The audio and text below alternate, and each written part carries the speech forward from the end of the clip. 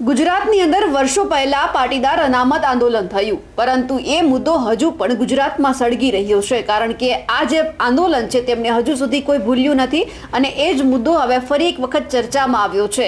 નિરમાના જે વડા છે કરશન પટેલ, તેમણે એક નિવેદન આપ્યું હાર્દિક પટેલ જેવા અનેક આંદોલનકારી નેતાઓને લઈને, અને એ પછી આખો મુદ્દો છે તે ગરમાયો છે અને આ જ મુદ્દામાં હવે ખોડલધામના ટ્રસ્ટી અને પૂર્વ પાસ કન્વીનર દિનેશ બાંભણિયાની એન્ટ્રી થઈ છે। નમસ્કાર, નિર્ભય ન્યૂઝ સાથે હું છું રિદ્ધિ। પાટણની અંદર એક કાર્યક્રમ હતો અને એ જ કાર્યક્રમની અંદર જે નિરમાના વડા છે કરશન પટેલ, તેમણે એક નિવેદન આપ્યું અને કહ્યું છે કે આંદોલનકારીઓએ પોતાના રોટલા શેકીને ખાધા આ આંદોલનમાં અને પછી તમામ અલગ અલગ પક્ષ સાથે તેઓ જોડાઈ ગયા। પણ સવાલ એ છે કે કયા આંદોલનકારીને તેમણે ટોણો માર્યો હતો, કારણ કે જ્યારે આંદોલનની વાત કરી કરશન પટેલનું નિવેદન આવ્યું અને એક પછી એક પાટીદાર નેતાઓ છે તે મેદાનમાં આવ્યા। કિરીટ પટેલને પણ આપણે સાંભળ્યા અને એ પછી હવે દિનેશ બાંભણિયા પણ મેદાનમાં આવ્યા છે અને કહ્યું છે કે જે આંદોલન થયું તેનાથી જે નુકસાન થયું છે એ અમે સ્વીકારીએ છીએ, પરંતુ જે ફાયદા થયા છે એ પણ આપણે ભૂલવા ન જોઈએ। 10%નું આપણને જે પાટીદાર સમાજને અનામત આપ્યું છે એમાંથી ઘણા દીકરા દીકરીઓને ફાયદો થયો છે। પણ અહીંયા સવાલ દિનેશ બાંભણિયા છે તે કરશન પટેલને પૂછી રહ્યા છે કે સરકારે અને એ સમયની સરકારે જે નિર્ણય કર્યો હતો 10% અનામત આંદોલનનો, પરંતુ તમે કેટલા દીકરા દીકરીઓને તમારી જે આ સંસ્થા છે નિરમા તેમાં તમે 10% ઉપર કેટલા દીકરા દીકરીઓને નોકરી આપી છે? એ સવાલ અહીંયા તેઓ કરી રહ્યા છે અને સવાલ એ છે કે આનંદીબેન પટેલને કોઈ ષડયંત્ર નહોતું, પરંતુ જ્યારે રાજીનામું આપ્યું ત્યારે ભાજપની અંદરોઅંદરનું એક જૂથવાદ ચાલતું હતું, તેમના કારણે આ રાજીનામું આપવામાં આવ્યું છે। હવે સૌથી પહેલા તો કરશન પટેલને જે જવાબ આપી રહ્યા છે દિનેશ બાંભણિયા તે સાંભળીએ। કરશન દાદા નિરમાવાળાનો આજે જે વિડીયો આવ્યો છે તેને લઈને ખૂબ જ દુઃખદ થાય છે કે ગુજરાતમાં પાટીદાર આંદોલન થકી શું મળ્યું, તો દાદાને હું જણાવવા માંગુ છું કે દાદા પાટીદાર અનામત આંદોલન સમિતિના આંદોલનથી ગુજરાતના હજારો યુવાનોને 10% અનામતનો લાભ મળે છે, 1000 કરોડની મુખ્યમંત્રી સ્વાવલંબન યોજના મળે છે, 600 કરોડ રૂપિયાનું બિન અનામત આયોગનું બજેટ ફાળવવામાં આવ્યું છે। એની સાથે સાથે 10% અનામતની લીધે મેડિકલ, એન્જિનિયરિંગ અને ઉચ્ચ કક્ષાની અભ્યાસોમાં પણ આજે ઘણી બધી 10%ની સીટો વિદ્યાર્થીઓને ફ્રીમાં મળી રહી છે। દાદાએ જે તમે આપશ્રી જે કોલેજનું અને યુનિવર્સિટીનું સંચાલન કરી રહ્યા છો એની અંદર લાખો રૂપિયાની ફી ચૂકવવાનું જે પરિવારોના ભાગ્યમાં નહોતું, એવા પરિવારોને આજે સરકાર મફતમાં 10%ના કોટામાં અભ્યાસ કરાવી રહી છે। ત્યારે આપે કહ્યું કે ગુજરાત સરકારના મુખ્યમંત્રી આનંદીબેન પટેલનો ભોગ આંદોલનથી નહીં પણ ભાજપના જૂથવાદમાંથી લેવાયો છે અને ભારતીય જનતા પાર્ટીની એ વખતની સરકારે મા-બેન દીકરીઓ અને અમારા 14 યુવાનોને શહીદ કર્યા એની દુઃખદ ઘટનાઓ પણ એ સમયમાં બની છે। ત્યારે આનંદીબેન પટેલના સમયકાળમાં જો સરકારે 10% અનામતની જોગવાઈ કરી હોત તો આજે આનંદીબેનનો ભોગ ન લેવાયો હોત। અને આપશ્રી પણ અમે ઈચ્છીએ છીએ કે પાટીદાર સમાજની આટલી બધી ચિંતા કરો છો એ ખૂબ જ આવકારદાયક બાબત છે અને આપની કોલેજોમાં 10% અનામતની જોગવાઈ ફક્ત પાટીદાર સમાજના દીકરાઓ માટે કરશો, કારણ કે આ યોજનાથી ફક્ત પાટીદાર સમાજ નહીં પણ સમગ્ર ગુજરાતના સવર્ણ સમાજ અને 5 વર્ષની વય મર્યાદા ગુજરાતના તમામ સમાજોના વિદ્યાર્થીઓને મળી છે। તો આ આંદોલનથી નુકસાન 100% થયું છે, પણ સાથે સાથે ઘણા સમાજના યુવાનોને, લાખો હજારો મધ્યમ વર્ગના યુવાનો માટે એક આશાનું કિરણ પણ બન્યું છે। એક પછી એક પાટીદાર નેતાઓ હવે મેદાનમાં આવ્યા છે અને આ જ આંદોલનમાં ઘણા બધા જે રાજકીય નેતાઓ બની ગયા, ઘણા બધા આંદોલનકારીઓ અલગ અલગ સંસ્થા સાથે જોડાઈ ગયા। જે આ પૂર્વ પાસ કન્વીનર જે દિનેશ બાંભણિયા છે, હાર્દિક પટેલ, અલ્પેશ કથિરિયાની સાથે આપણને આ આંદોલનમાં જોવા મળતા હતા અને એ જ હવે જ્યારે કરશન પટેલે સવાલ ઉઠાવ્યા છે ત્યારે તેમને જવાબ આપી રહ્યા છે। હવે આ જવાબ શા માટે આપવામાં આવ્યો એ નિવેદન પહેલા આપણે સાંભળીએ કરશન પટેલનું।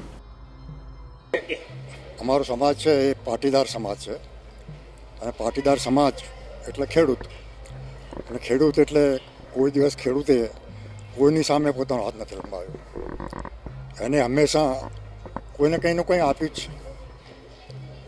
હવે આપણે ત્યાં અનામત આંદોલન થયું, ખ્યાલ હોય તો પાટીદારો જ કરનારા હતા, એમાં શું મળ્યું? કશું નહીં।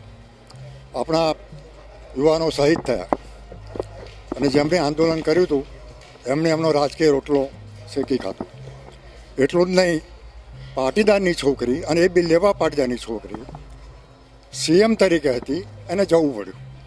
તો ખરેખર આ આંદોલન અનામતનું હતું કે કોઈને કાઢવાનું હતું, અને પટેલોને જ કાઢે એવું તો શક્ય નથી। એટલે આ એક સંશોધનનો વિષય છે અને છેલ્લે પાટણમાં જે કંઈ બન્યું એનું સંશોધન તમે લોકો સારી રીતે કરી શકો। ઘણી વખત શું થાય છે, રિપોર્ટરો અડધા રિપોર્ટ આપતા હોય છે. બંને સાઈડને કોન્ટેક્ટ કરી અને પછી સાંભળવા જોઈએ બંનેને, પછી તમને જે સાચું લાગે એ રિપોર્ટ કરવો જોઈએ. પણ લગભગ આપણે જોઈએ એવું નથી બનતું. એટલે આ તમારી ફરજ છે કે લોકોને જાગૃત કરવા. અને સતત તમે જુઓ કે મીડિયા, જે ઇલેક્ટ્રોનિક મીડિયા છે, સતત ટીવી ઉપર આપ કરે, એની અસર ચોક્કસ પડે છે, એક્શન બી લેવાય છે. એમ પેપર મીડિયા બી એટલું સ્ટ્રોંગ છે. ટીવી મીડિયા તો શું થાય કે આજે આ જોયું ભૂલી ગયા.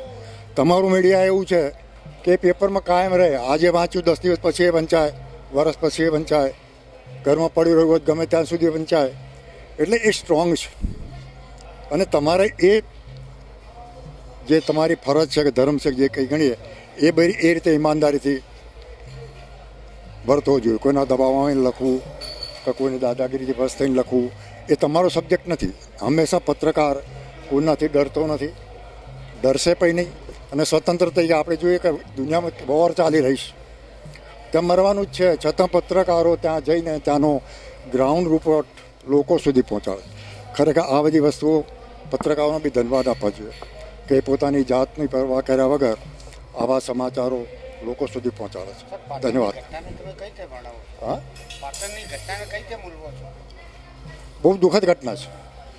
બે રીતે દુઃખદ છે કે જે બન્યું નહોતું બનવું જોતું, અને બન્યા પછી જે કંઈ કોઈ રિએક્શન ન આવ્યું એ એટલું જ ખરાબ છે. અને જે રીતે ફરિયાદ કરનારની બદલી થઈ, પેલી કહેવત છે ને, વાળ જ ચીંભળા ગણે તો પછી ચોકીદાર શું કરે, એના જેવું. એટલે ભવિષ્યમાં કોઈ ફરિયાદ કરતું હશે તો નહીં કરે, કારણ કે એને એવોર્ડ મળવો જોઈએ. એવોર્ડ તો બાજુ પર આપણે ટ્રાન્સફર થઈ ગઈ, આ કંઈ રાતોરાત તો થયું નહીં હોય. એટલે ખરેખર આખા પાટણ જિલ્લા માટે, હું બી પાટણનો જ છું, એટલે મને બી શરમ આવે છે કે આ જે ઘટના થઈ એની જવાબદારી બધા લોકોની છે. અને એની જો આપણે વાત ના કરીએ તો ખરેખર આપણે બી એમાં દોષી છે હું માનું છું. અને એટલા જ મેં જે વાત હતી એ ચોખ્ખી, સ્પષ્ટ અને સારી રીતે રજૂ કરી. પછી લોકો એને કઈ રીતે લે છે એ લોકો ઉપર અને તમારા લોકો ઉપર છોડું છું. જય હિન્દ. સૌથી પહેલા જે વાત કરી હતી કે ગુજરાતમાં જે પાટીદાર અનામત આંદોલન બન્યું એ અત્યારે હજુ પણ એ જ મુદ્દો સળગી રહ્યો છે. એ સાબિત કરે છે આ બધા જ નિવેદનો. તમામ લોકો પોતપોતાના નિવેદન આપી રહ્યા છે. પાટીદાર નેતાઓ એક પછી એક મેદાનમાં આવી રહ્યા છે. તેમને લઈને આપનું શું કહેવું છે કમેન્ટ કરીને ચોક્કસથી જણાવજો. સાથે જ અમારી નિર્ભય ન્યૂઝ ચેનલને લાઇક, શેર અને સબસ્ક્રાઇબ કરવાનું ભૂલશો નહીં. નમસ્કાર.